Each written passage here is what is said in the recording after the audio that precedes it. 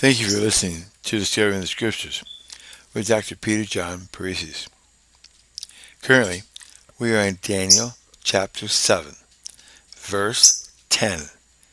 Reading first from the King James Bible. Quote, "A fierce stream issued and came forth from before him. Thousands ministered unto him, and 10,000 times 10,000 stood before him. The judgment seat was set, and the books were opened." Unquote. Now, let's read this from the Young's Literal Translation. Quote, "A flood of fire is proceeding and coming forth from before him. 1,000 thousands do serve him, and a myriad of myriads before him do raise up. The judgment seat is seated, and the books have been opened." Unquote. Now, let's parse this verse out.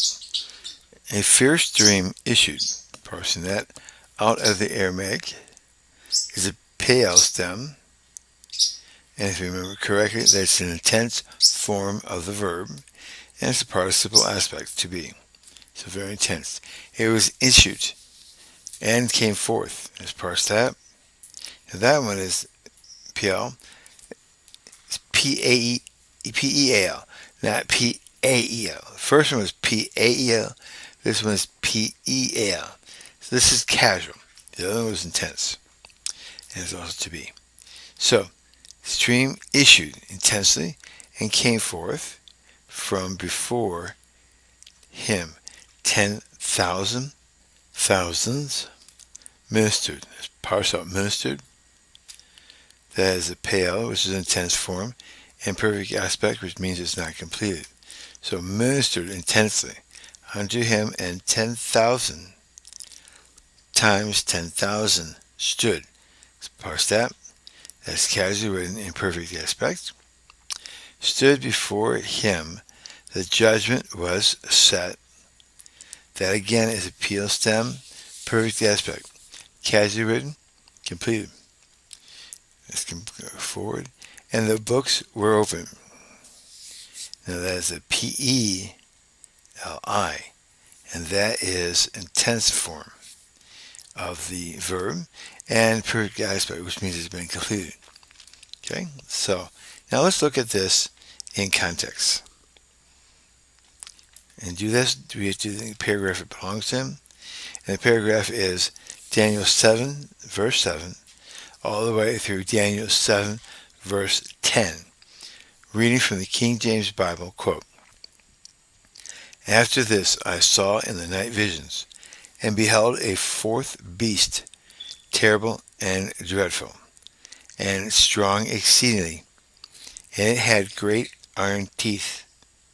It devoured and brake in pieces, and stamped the residue with the feet of it, and it was diverse from all the beasts that were before it, and it had 10 horns.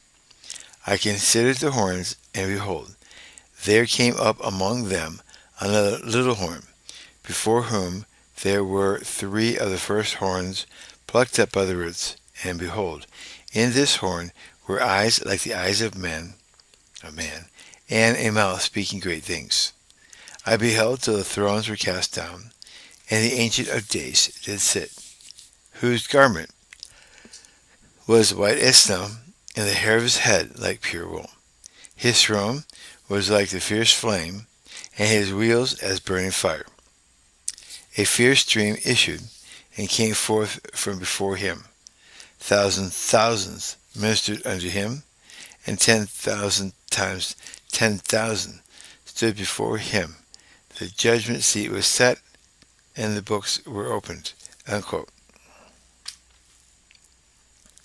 Now, let's look at John Gill's commentary and see what the ancient writers have of this. Quote, "A fierce stream issued and came forth from before him," or a river of fire, which denotes the copious judgments of God, the abundancy of them, and the full flow of his wrath and fierceness of it. and also its rapidity, which cannot be resisted and stopped. Thousands ministered unto him, attended upon him, waiting his orders, and ready to execute. An innumerable company of angels. See also Psalms 103, verse 20. And 10,000 times 10,000 stood before him to be judged by him, the numerous inhabitants of the several monarchs, with their kings, particularly all the anti-Christian states and the worshippers of the beast, whom the whole world went after. See Romans 13:3. The judgment was set. That is, the court was set. The judge was upon the bench, and all his assessors about him, and that ministered to him. And the books were opened, both to take the trial in writing, and to produce evidence against the criminals. The book of God's purposes and decrees concerning these beasts, the books of the prophecies relating to them, the book of God's remembrancy, and of their own consciousness, with respect to the evils committed by them. The books of records, statutes, and laws made in such cases, even the book of the Scriptures, which contains the revelation of the will of God. In some things there is a likeness between this and the last and future judgment, and in other things a disagreement. The judge in both is a divine person, the eternal God, omniscient, omnipotent, holy, just, and true, which is absolutely necessary for carrying on such a process. None but God over all is equal to such a work. In the last judgment, as in this, there will be thrones, the throne of God and of the Lamb, particularly a great white throne, a symbol of purity, justice, and equity, on which the judge himself will set and execute judgment, from whose presence the earth and heaven will flee away. And besides, there will be other thrones for the martyrs of Jesus and true professors of his name to set upon as spectators, witnesses, and approvers of the solemn procedure, and shall reign with Christ 1,000 years. Likewise, the number of the persons judged, as here, will be very great, even innumerable. All, both small and great, as to age or dignity, will stand before the judge to be judged by him, and receive their sentence from him. There will be books for that purpose, as here, even the same, and particularly the book of life, in which, if a man's name is not written, he will be cast into the lake of fire. You can look at Revelation 20, verse 4. But in other things they differ. Here the judge is God the Father, the first person of the Trinity, called the Ancient of Days, distinguished from Christ, said to be like the Son of Man, whereas the last and future judgment will be committed to the Son of God, the second person, who is ordained judge of quick and dead, and who will come a second time to judge the world in righteousness.